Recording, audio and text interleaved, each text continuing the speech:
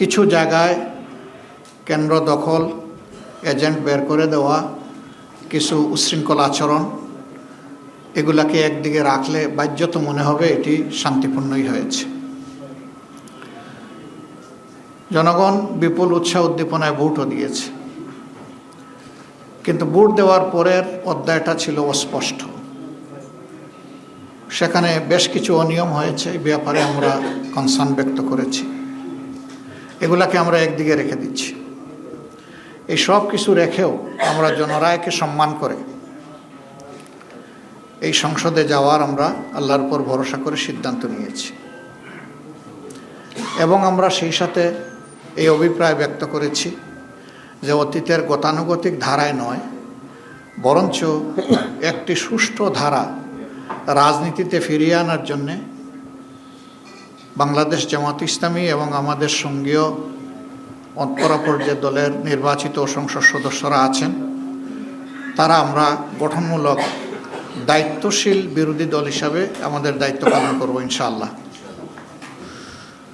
প্রত্যেকটি ন্যায়সঙ্গত ব্যাপারে আমাদের সহযোগিতা সমর্থন থাকবে, কিন্তু দেশ এবং জাতির কোনো ক্ষতি হলে অবশ্যই আমরা প্রতিবাদ করব। কোরআনের মূলনীতির ভিত্তিতেই আমাদের এই অবস্থান স্পষ্ট। আল্লাহ তাআলার হুকুম অনুযায়ী তাআওয়ানু আলাল বিররি ওয়াত তাকওয়া ওয়ালা তাআওয়ানু আলাল ইসমি ওয়াল উদওয়ান, তোমরা ন্যায়সঙ্গত কাজে সহযোগিতা করো, কিন্তু অন্যায় অপকর্মে তোমরা সঙ্গী হইও না। অর্থাৎ তোমরা এটা থেকে দূরে সরে থাকো, প্রতিবাদ জানাও। তো এই মূলনীতির ভিত্তিতে এই সংসদে আমাদের কার্যক্রম ইনশাআল্লাহ পরিচালিত হবে।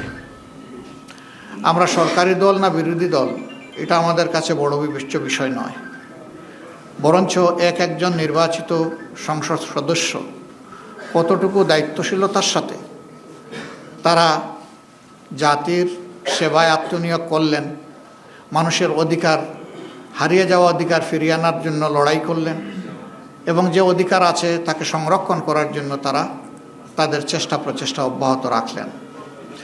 এর পাশাপাশি প্রাতিষ্ঠানিক সকল স্ট্রাকচারই প্রায় ধ্বংস হয়ে গিয়েছে। এগুলাকে ফিরিয়ে আনতে হলে অবশ্যই দায়িত্ব বেশি সরকারি দলের, তাদেরকেই মূল ভূমিকা রাখতে হবে। তারা যদি মূল ভূমিকা রাখেন তাহলে রাষ্ট্রের যে অঙ্গগুলো বিকল হয়ে পড়েছে সেগুলাকে সচল করা সম্ভব বলে আমরা মনে করি। বিচার বিভাগ থেকে শুরু করে সর্বত্র ভয়াবহ বিশৃঙ্খলা তৈরি হয়ে গিয়েছে। এই জায়গাগুলোকে অবশ্যই পরিচ্ছন্ন করতে হবে।